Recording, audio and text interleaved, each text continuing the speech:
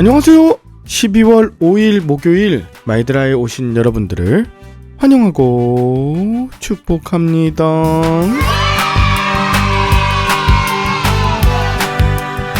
요즘 기온이 매우 낮은 대신 청명한 날이 이어지고 있습니다. 요즘 이삭이와 함께 하늘을 보면서 각종 별자리들을 보고 있는데요. 저희 집에서 교회 쪽을 바라볼 때 수락산 위에 보면 늘 가장 밝게 빛나는 별이 있는데 그것이 목성입니다.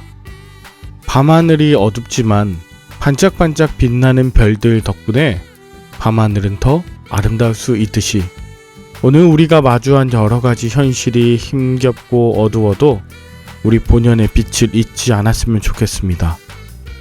밝은 빛을 내지 못하더라도 작은 빛이라도 낼 수 있다는 것, 이것을 기억해 주시면서 오늘도 힘차게 마이드라를 시작해 보도록 하겠습니다. 자, 출발!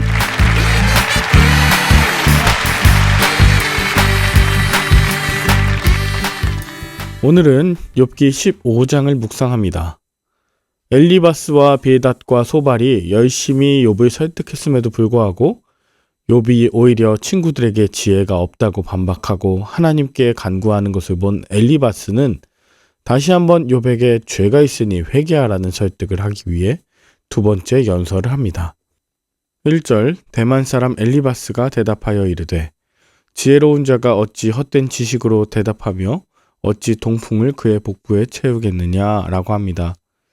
만일 욥이 지혜로운 자라면 바람 같은 헛소리를 하지 않을 것이고 뜨겁고 매서운 동풍 같은 감정에 사로잡혀 비이성적이고 감정적 말들을 쏟아내지 않았을 거라는 비판입니다. 그러므로 현재 욥은 전혀 지혜로운 사람이 아니고 이렇게 감정에 사로잡혀 쏟아낸 말 모두 헛소리나 쓸데없는 소리라고 이야기하는 것이죠. 엘리바스는 4절에 욥이 더 이상 하나님을 경외하지도 섬기지도 않는 심각한 불신앙의 상태에 있다고 진단합니다. 또한 5절에 내 죄악이 내 입을 가르치나니 네가 간사한 자의 혀를 좋아한다면서 마치 창세기 3장에 나오는 뱀과 같이 교활하고 간사한 자로 평가하고 있죠. 이렇게 욥의 상태를 진단한 엘리바스는 욥의 잘못을 지적하고 있는데 무엇보다 7절부터 보면 네가 먼저 난 사람이냐 하면서 나이 가지고 이야기합니다. 자신이 연장자이고 더 지혜로운 자이기 때문에 이런 지적을 할 충분한 자격이 된다는 것, 이것을 강조하고 있습니다. 또한 욥이 경험 많은 지혜자들 훈계를 무시하고 홀로 지혜자로 자처한다고 비꼬면서 말해요. 그러나 욥의 이야기는 당시 전통적인 신앙 지식으로 설명되지 않는 것에 대한 정직한 물음이었습니다. 인과응보 사상으로 모든 것을 해석할 수 없다는 것이죠. 오히려 11절 하나님의 위로와 은밀하게 하시는 말씀이 네게 작은 것이냐? 어찌하여 내 마음에 불만스러워하며 내 눈을 번뜩거리며 내 영이 하나님께 분노를 터뜨리며 네 입을 놀리느냐라고 하는데 한마디로 네가 건방지고 하나님께 눈을 불하려? 너가 하나님께 격한 심정을 털어놓고 함부로 입을 놀려? 이렇게 비방하는 것이죠. 그러나 하나님은 무조건적인 수능보단 정직하게 질문하며 기도하는 것을 원하십니다. 엘리바스는 욥이 부드러운 하나님의 위로를 거절하고 거칠게 자기 마음을 표현했다고 정죄하죠. 그러나 친구들의 조언이 오히려 욥에게 위로가 될 수 없었고 거친 표현으로 욥에게 상처를 남기는 폭력이었습니다. 하나님은 정직한 욥의 반응을 통해서 그를 다듬어 가실 것입니다. 하나님을 신뢰하는 것만큼 속마음을 감추지 말고 하나님께 토로하시길 바랍니다. 이제 엘리바스는 14절부터 하나님 앞에 깨끗한 피조물들이 없고 부패하고 죄 많은 사람은 결코 자기 의를 주장할 수 없다고 말해요. 그의 말이 옳은 것 같지만 욥의 상황에는 적절하지 못했습니다. 늘 옳은 말이 항상 적절한 것은 아닙니다. 적절하지 못한 옳은 말이 형제를 낙심하게 할 수 있습니다. 고통 중에 있는 형제를 위해 내가 할 수 있는 적절한 말 그리고 행동은 무엇인지를 늘 돌이켜 보아야 합니다. 그렇지 않다면 오히려 많은 지식과 지혜가 사람을 교만하게 만들 수도 있기 때문입니다. 엘리바스는 욥이 교만해졌다 했지만 정작 교만한 사람은 엘리바스 자신이었죠. 그는 자신의 지혜를 전통적인 것이고 권위적인 것이라 확신하며 욥을 가르치려고 했어요. 어떤 경험도 절대화할 수 없고 특히 고난 가운데 있는 욥의 경험을 자신 혹은 타인의 경험을 토대로 판단하도록 강요하는 것, 이것은 당사자에게 큰 고통이 됩니다.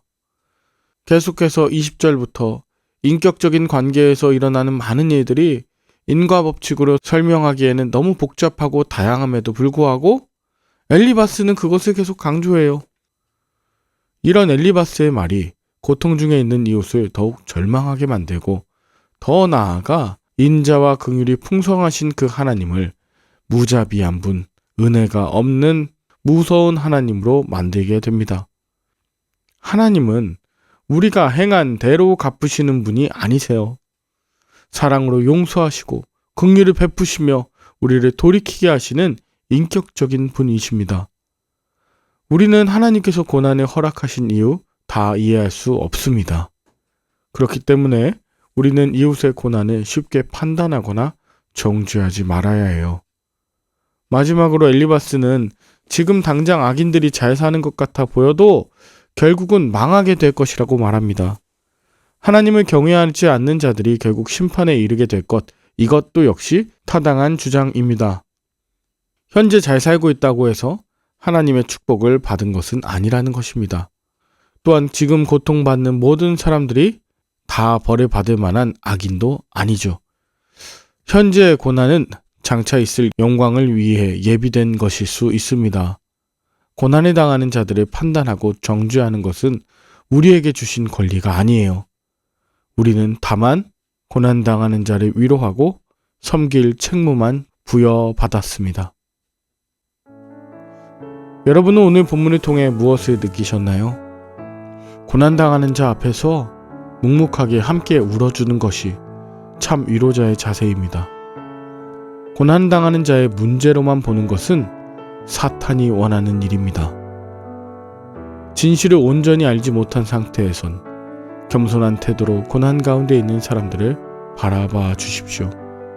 하나님의 나라를 이루는 사명을 가진 우리 그리스도인들은 고난당하는 자와 함께 울며 평화와 생명이 넘치는 하나님의 나라를 향해 함께 나아가는 존재들입니다. 이 땅의 수많은 교회들을 위해서 무엇보다 이 나라 민족을 위해서 기도하며 함께 나아가는 복된 하루 될 수 있기를 간절히 축복합니다. 함께 기도할까요?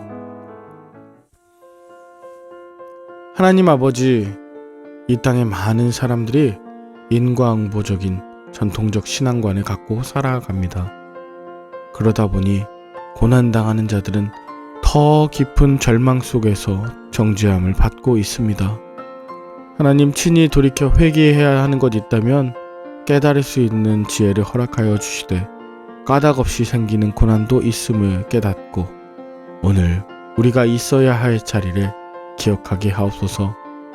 무엇보다 사람으로부터 받은 여러 가지 말의 상처, 그것에서 자유하게 하시고 하나님께 나아가 토로하며 기도하는 우리 믿음의 식구들 다 되도록 축복하여 주시옵소서.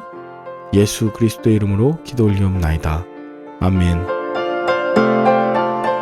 오늘도 좋은 하루 되시길 바라며 저는 내일 다시 찾아뵙도록 하겠습니다. 샬롬.